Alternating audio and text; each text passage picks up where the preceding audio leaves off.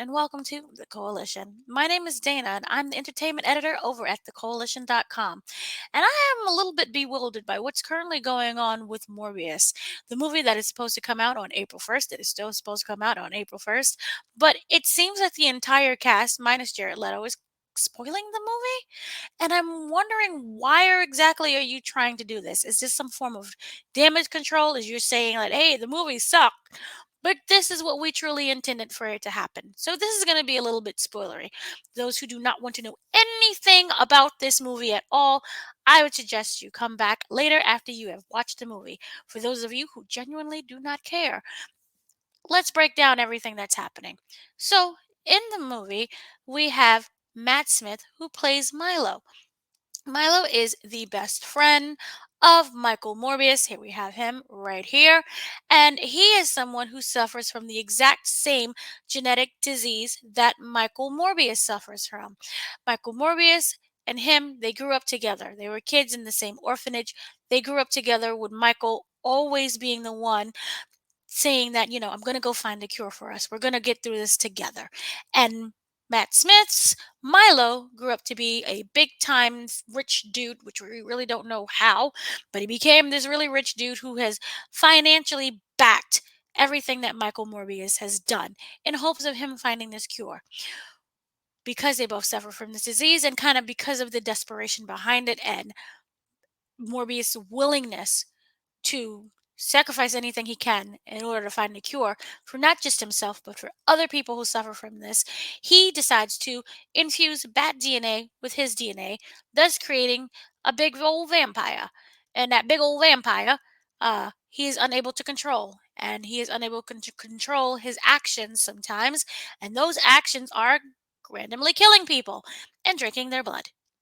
Matt Smith, Milo, he sees what's going on and he becomes angry. He's angered by the fact that not only, did he find the cure, but he's keeping it from him because really is Michael Morbius doesn't want anyone to suffer from the same fate that he has. He views the cure as actually a curse. And he does not want, people finding out about this and then going on killing sprees. He does not want that to happen to Milo. He really wants to protect him and love him. And we see that Matt Smith's Milo, he doesn't feel that way. He's like, look, I suffered with this disease for so long. I don't care about what the side effects are. I don't care what I become. Whatever I become is who I really am. So I'm going to take this cure and I don't give a flying fart what happens. The thing is, in the movie, it becomes a little bit confusing, I'm going to assume, because of how they released this statement. But in an interview with Digital Spy, it is explained by Matt Smith himself. There is an entire scene where he is a fully fleshed out person. He's a fully fleshed out character, and his decisions to basically go on killing sprees, there's a reason, but we don't see that because that reason is completely cut out. I think they kind of do a Suicide Squad on his entire character, which is interesting because he is the villain of the story, but we don't really have that in between where we're given sympathy towards the villain and the villain trying to explain his actions.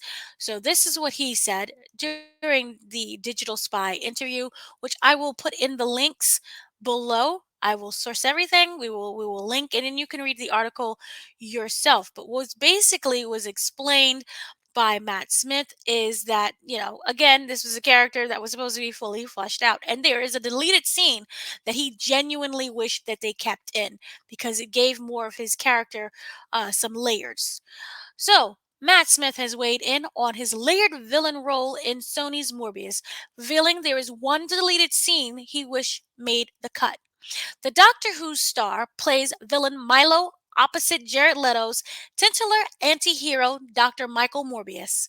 The two lifelong friends share the same blood condition, with Milo stopping at nothing to get a cure. Milo isn't a straight-out baddie, with some scenes in the film giving viewers a better sense of his villain inception story. There were way more scenes in that really supported that Smith explained in exclusive chat with Digital Spy. The Last Night in Soho actor said that a deleted scene would have made the audience even more sympathetic towards his character. There was a whole sequence with a girl in the bar where Milo met her as seen before. And then they went back and he fell for her.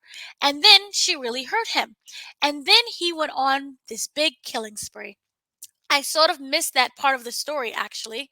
Now, because that didn't make the film, and it gave it a bit more context to see him do that. Smith added, "You do need that. There has to be a degree of empathy. You need to like your villains. You kind of want to hang out with them. You want to hang out with Hannibal Lecter a bit, don't you? Well, I do anyway." While we wouldn't necessarily want to have dinner with Lecter or be the dinner, we definitely want to see Smith in a comic book movie role again. He stated, "I don't know how it all works. If you're allowed to go and do something else, but God, I'd jump at that," he said. "I think you can be quite bold with it as a form, and you can also, not in this movie, but in others, it allows you to be quite funny as well, if the part is there to do it. I'd be more than happy to have another go." So, that itself is very interesting that he is already seen as doing control with this whole movie. Now, who is also doing damage control is Morbius director Daniel Espinosa. He is trying to kind of go out there. He spoiled the complete after credits, kind of spoiled the movie, but this makes me wonder, is the after credits so confusing that you would have to explain what you were trying to do, and especially in terms of the multiverse? So, this is going to get a little bit spoilery because Daniel Espinosa is the one who spoiled it. So, this was an interview that Daniel Espinosa did with, I'm trying to find out with who. He did also did this on Twitter as well. But basically, he is saying that, he's trying to combine the horror and Marvel, and what exactly was going on with the character, and what exactly does it mean in terms of the whole multiverse. Why is Daniel Espinosa talking about the multiverse? Because it kind of seems like people are not going to understand it. So let's just kind of dive right in here and see what Daniel is trying to say. Morbius lives in the same universe as Venom. And we know this because he does say, "I am Venom," in the trailer. Okay, this is the universe we saw Venom exit at the end of Venom Let There Be Carnage and return to at the end of Spider Man No Way Home. Remember when Venom was in the bed and he was doing the hive mind and it went really weird and we were automatically in the MCU, and that's when Venom licked the TV screen when he saw Peter Parker Spider-Man.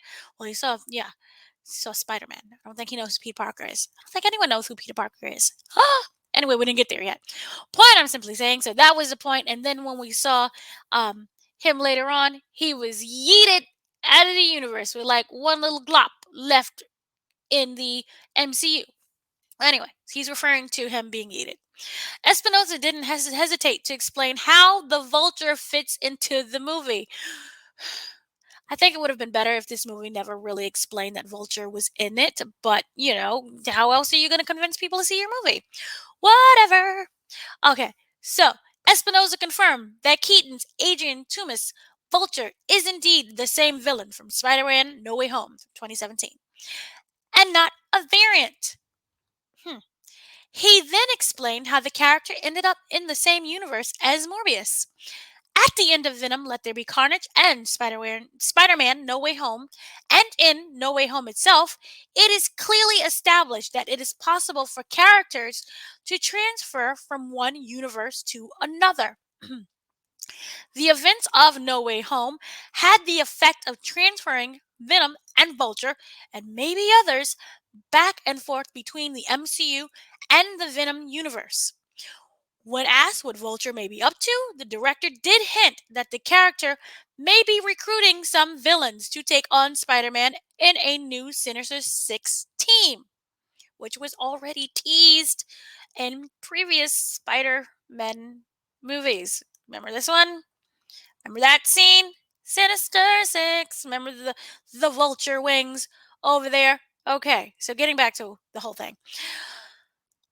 Well, he is recruiting teammates and he has enticed one already, which we're all going to just assume that is Vulture because Vulture, they released a trailer, Sony Pictures, of Vulture just basically monologuing things. So, and he has enticed one already, like I said. So it sure looks like a start. Homeboy ruined the whole after credit sequence. But why exactly is this happening? Is the question. Why are the actor and a director kind of going out there and saying, hey, this is what we intend to happen? And Matt Smith saying, hey, I really wish you included this because you make my character look one sided and sloppy.